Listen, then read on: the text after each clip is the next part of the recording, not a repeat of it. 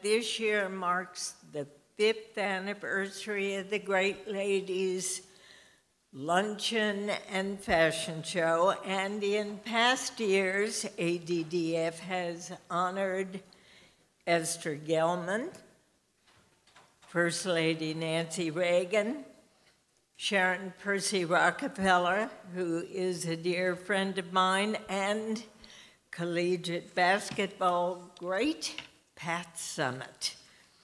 And now it's time to honor another very dear friend of mine. This year's award recipient, Meryl Comer.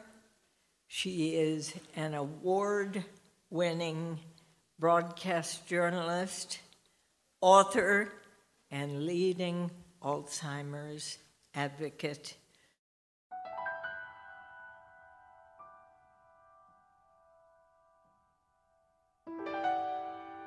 I call myself a POA. I'm a prisoner of Alzheimer's. I'm an extension of his disease. I feel compelled to speak out for both victims, because they have no voice, and for caregivers who are worn out.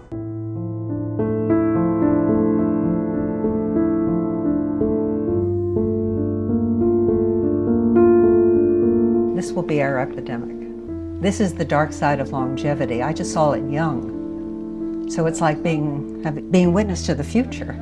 I'm afraid for all of us.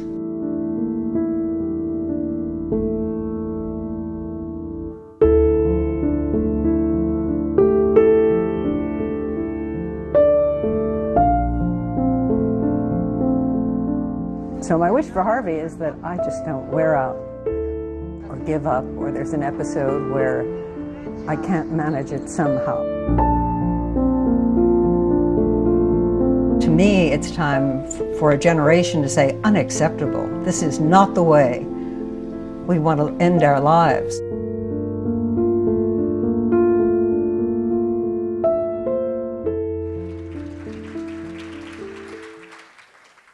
I'd like to invite Meryl Comer to join me here to present the Great Ladies Award. Meryl.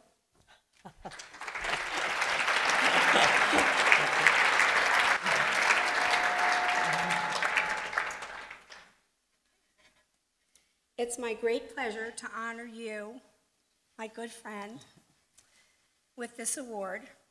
As I've told you many times, your courage and your strength are remarkable. You are a true inspiration to all of us. Thank you. Congratulations. Thank you so much. Thank you.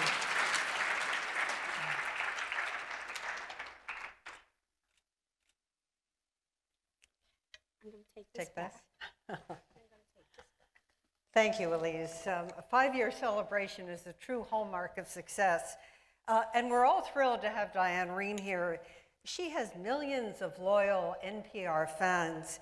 And the legend is that an author interviewed by Diane Rehm may make it to the bestseller list. So Diane Rehm, thank you. I'm here to say it's true. There are so many great men and women in this room to thank. Leonard Lauder's philanthropic contributions to the world of art and research for breast cancer and Alzheimer's is breathtaking. But really think about it. We've been trusting him for years with how we look, with how we age. But we have one more mission that we're supporting today. And that's the mission led by Dr. Howard Fillett, neuroscientist, chief scientific officer of ADDF, and everyone's favorite geriatrician. I need to find out if Howard is older or younger than I, because I only get doctors who are younger. I don't want them retiring on me. He's not telling, and I won't tell either. What we're looking for is a drug that will make our brain span match our lifespan. That would be priceless. We've taken our brain for granted for too long. So thank you, Howard, for all the work that you do at ADDF. And they fund in a critical space. They fund in targeted research, research that NIH doesn't do because their budgets have been so severely cut. So it's really a tribute to the research being done at ADDF.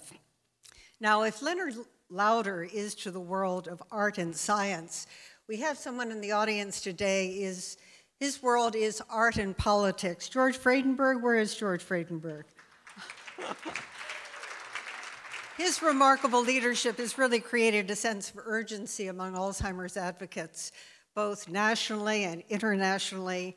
He's out to turn around the politics of the disease, fight for billions more in research we've been classically underfunded, and accelerate a cure. But what makes it so delicious? It's all for the love of Trish, his wife, and to honor his mother-in-law. I'm also very proud that George is the chair of my foundation. Ladies, I see some men in the audience, so why don't we ask them to stand and thank them for backing us, having our back, helping us care for their mothers and fathers, in-laws, and they're supporting us as friends. Gentlemen?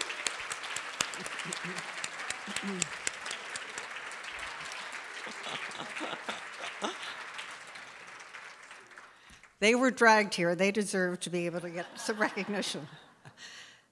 Today, we have the power to diagnose, but not the power to treat. And this is the biggest women's issue since breast cancer. So we need to become enraged and engaged. And that's the mantra of Women Against Alzheimer's. And I'm touched that Trish Friedenberg, co-founder with me, our president, Jill Lesser, Sean Taylor, so many founding members, Bonnie Osher, Karen Siegel, Arlene Herson, flew all the way in just to support us. That's what women do for one another. We take care of one another, and we look after one another. And just to prove that sex does matter, and that's a double X, and the other two, with us, presidents of 3 foundations on which we've collaborated in this space around sex-based differences, Maria Frere, president of the Foundation for the National Institutes of Health, Stacy Haller, Bright Focus Foundation, and Phyllis Greenberger, the Society for Women's Health Research, all committed to sex-based research, which, by the way, gentlemen, works in your half as well. But for most of us, this is very personal. Now, today, all you need to do to be an advocate is have a vote, a smartphone, and a little moxie. So does this room have moxie? All right. So we're all in. You know, with all the talk about the preventative strategies, we cannot undermine the impetus for research.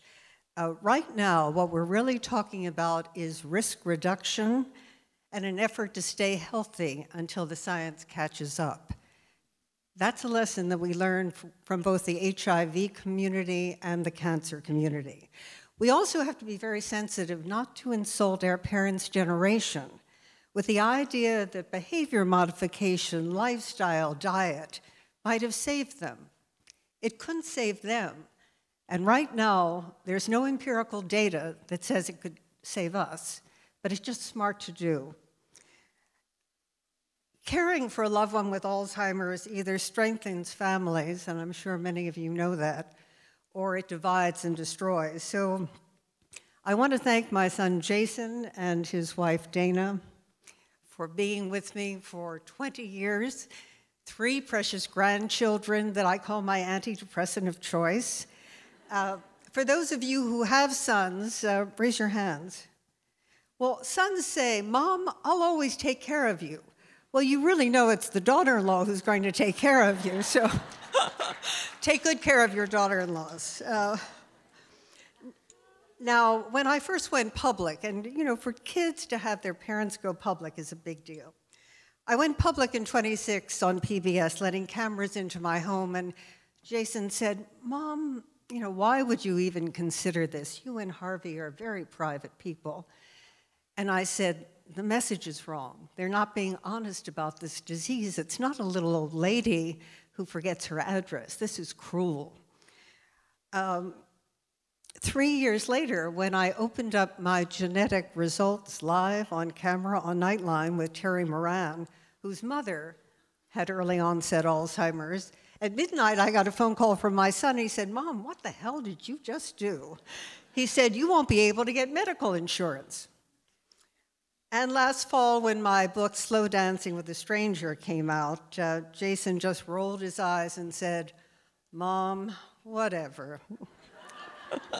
So thank you to you both for putting up with Mom and her advocacy, and I hope I haven't embarrassed you too much. I love you so, so much. Each and every time, I'm about to embarrass you again, so. You know, I used to be appropriate, but disease has made me fearless. And there's a runway, and I'll never do a runway again. So every time I have stepped out publicly, it's because we need to step out of the shadows and call it like it is. If you recall, 21 years ago, President Reagan stepped out with Nancy Reagan. She was our role model for what a caregiver would be. She took care of her loved one. She gave him dignity. But she was also protecting a legacy, so you never saw the disease up close. 21 years later, nothing has changed. No disease-modifying therapies.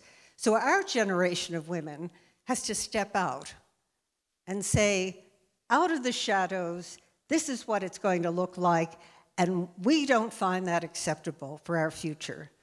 The average caregiver is 49 years of age. You're taking care of your kids. I see these beautiful women in the audience. You're taking care of your parents. I just happen to have been young, and when I wrote the book and I looked back 20 years later, I left my career to take care of my husband when I was 48 years old, because there were no options. Well, today there are no better care options. So doesn't that make you mad? We're in this together. The other lesson to all the ladies in the room, and I guess to all of us, if you scratch the surface of our lives, there's pain, and pain that we can't escape, and typically it comes from a disease that's hurting someone we love, or it's hurting our families or ourselves. What I've learned and what saved me, it's not the pain, it's what you do with the pain that matters. You need to make the pain purposeful. My life was saved by becoming an advocate. And that's the spirit of today. Just think about it. Elise cared for her mother for 15 years with devotion and care, impeccable. Impeccable. And what are we doing today?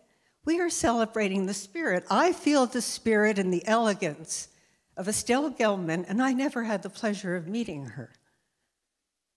Not only that, she is targeting money for research. Now that's taking pain that you are never rid of and giving it a mission and giving it a passion. What a tribute. We all live in the hopes of becoming a memory, don't we? What a tribute. How many knew Estelle Gelman in this audience? Wouldn't she be proud?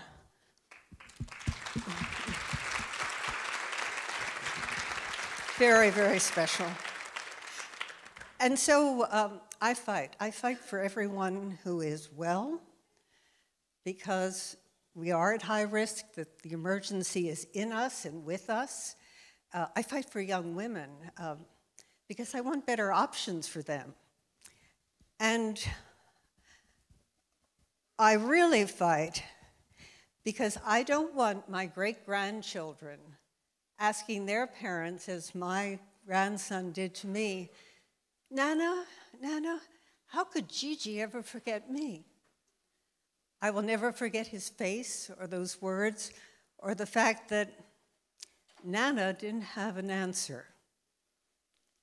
This is our generation's battle. This is a legacy issue. This is not the way, a legacy we want to leave for our children, and not the way we want to be remembered.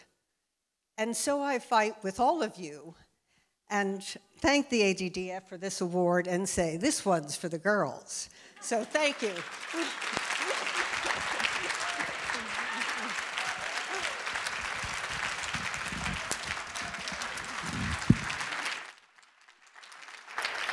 Thank you.